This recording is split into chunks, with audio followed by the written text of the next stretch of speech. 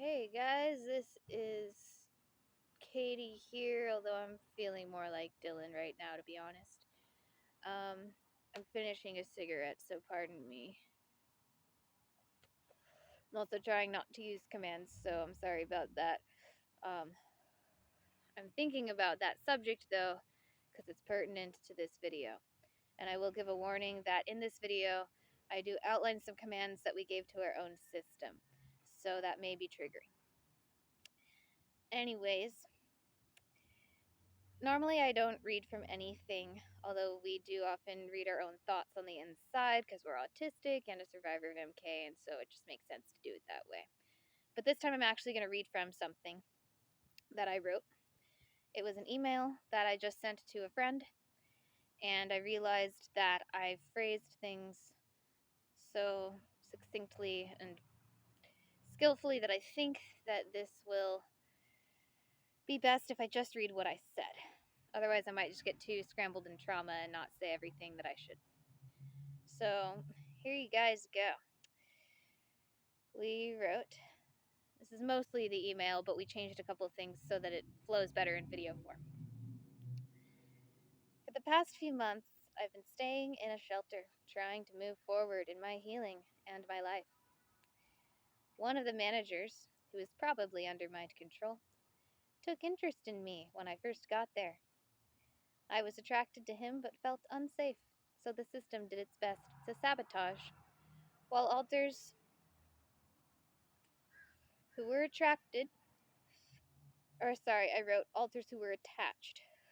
That's what I mean. Alters who were attached tried to sabotage in return. It became a tug of war inside. I'm sure some of you know how that goes. He suggested that if we left the shelter and got housing, there could be something there. Some of us thought it could be a good thing, but he ended up becoming gaslighting, repeatedly undercutting our sense of reality regarding our childhood and sexual violence we went through with others while we were there. The more he messed with our reality, the more child alters attached in return. We tried to work with them, but as self-medicating became an increasing problem, our control over them decreased.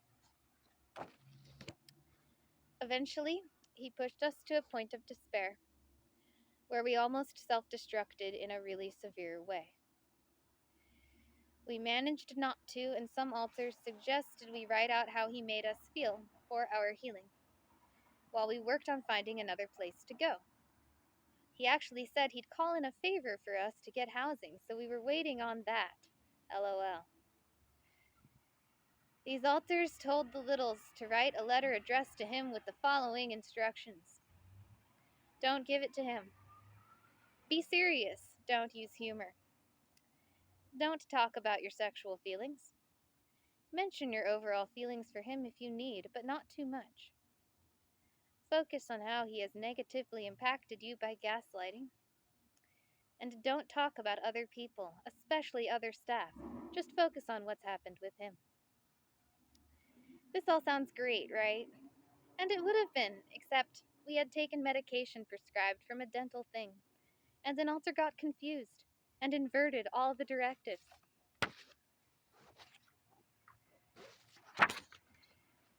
So, the directives became, give it to him. Don't be serious, use humor. Talk about your sexual feelings. Go into your feelings for him. Don't mention how he has negatively impacted you by gaslighting. And talk about other people, especially other staff. Here's where I stop to laugh agonizingly to myself. You are welcome, guilt-free, to laugh as well. We did not even know what happened until the next day when we got kicked out. Nothing like this has ever happened. Deprog has gone wrong, but this just... Anyways, he's gotten to clear his name pretty thoroughly, I think, so lucky him. We're back on the street now. Totally humiliated and disgraced. Look like the perpetrator. Everything's been flipped. Go us. I don't know if you guys have been through anything like this, but this can happen apparently. We knew it could. But hopefully, if this doesn't trigger you too much, it serves as a reminder of just how wrong this process can go.